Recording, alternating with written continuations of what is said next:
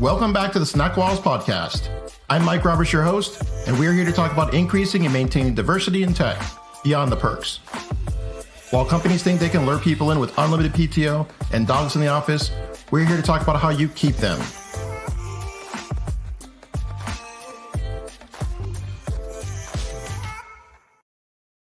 All right, I'm going to throw it over to our special guest today. In a few words, can you tell us who you are and what it is that you do? Hi, I'm Johanna Lyman. I'm the principal consultant with Kadabra, based in San Jose, California, and I'm the practice leader for culture and inclusion there. Nice. So you're an expert, and you should be able to easily answer all these questions. I like that. I'm hearing from some tech leaders that finding diverse talent is a challenge. What are your thoughts? They're not looking hard enough. Okay. There are plenty of pipelines with diverse talent now more than ever, and if they're not finding it, it's literally because they're not looking. What are some of the resources that you turn to?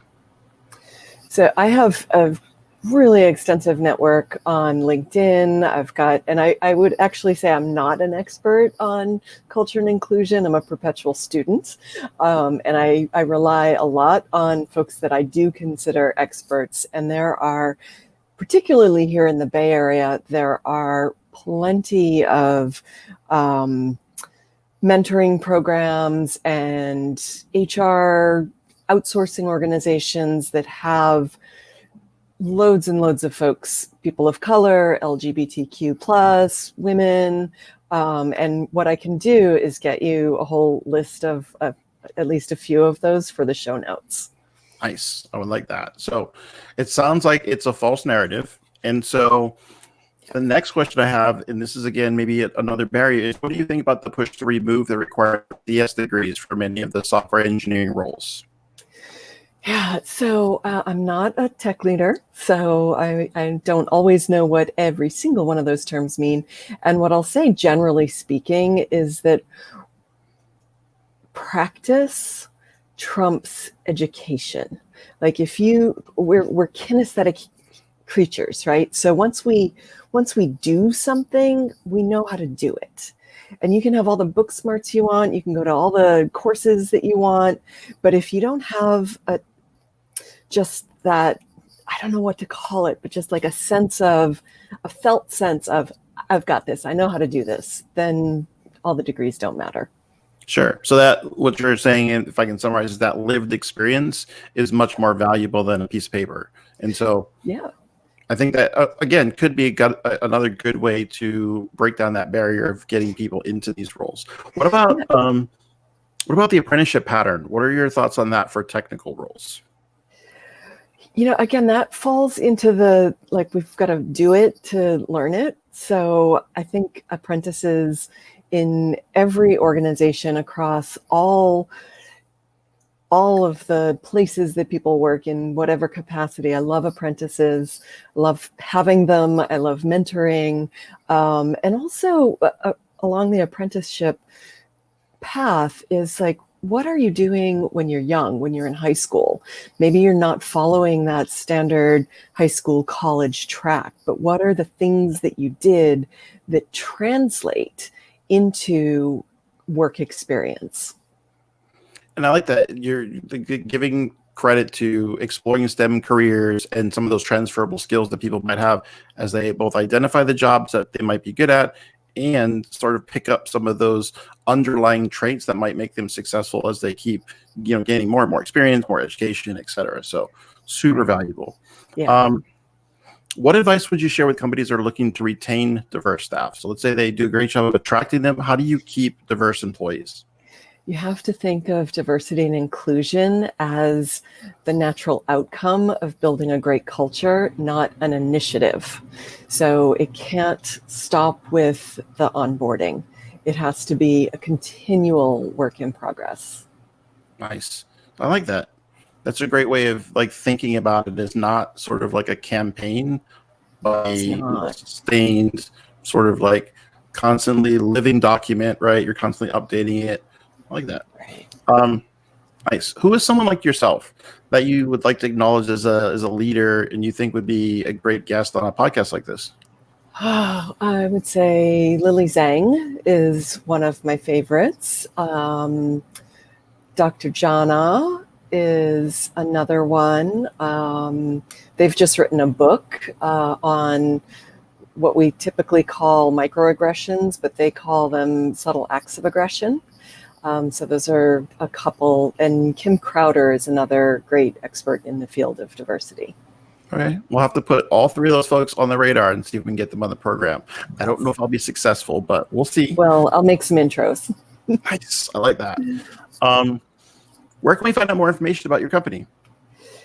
Our company's name is Kadabra. Website is wearekadabra.com. That's Kadabra with a K. And I'm really active on LinkedIn. So linkedin.com/in/Johanna Lyman. Please connect with me if you like what you heard. I love chatting with folks who've seen me on podcasts. Absolutely. And this is how we connected. So I love LinkedIn and the fact that we can really create that network of folks that can collaborate and figure out like what superpowers we can combine and activate to help other people. So, yeah. So most important question I have for you, what have you been snacking on lately? What's your favorite snack? Lily's. I just had to put it away because I almost ate the entire bar. Lily's dark chocolate sea salt. It's a sugar-free chocolate because sugar and I don't get along well. But you would never know. It's delicious. I'm in the same boat. I'm not supposed to be eating any kind of sugar. So all right. So Lily's will be your best friend. So I got an urge for the dark chocolate. It's really good. And in San Diego, we have a See's chocolate, so they make a lot of sugar-free stuff. Oh, so good. Yep. I think that's phenomenal. So yeah, we have See's up in the Bay Area too. I didn't realize they did sugar-free though. They do. Excellent. So that said, we got a little bit of time left, so I'm going to suggest that we could end early.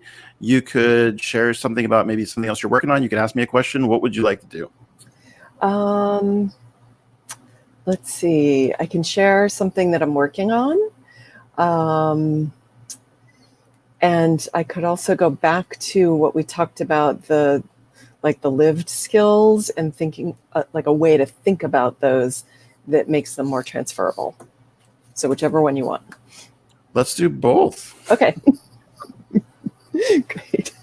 I may have forgot to tell you that I'm like this light. I just laser right in on the. I think it's great. Okay. Great.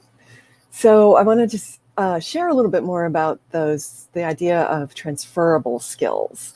And just a super brief story. I've been a coach for 16 years.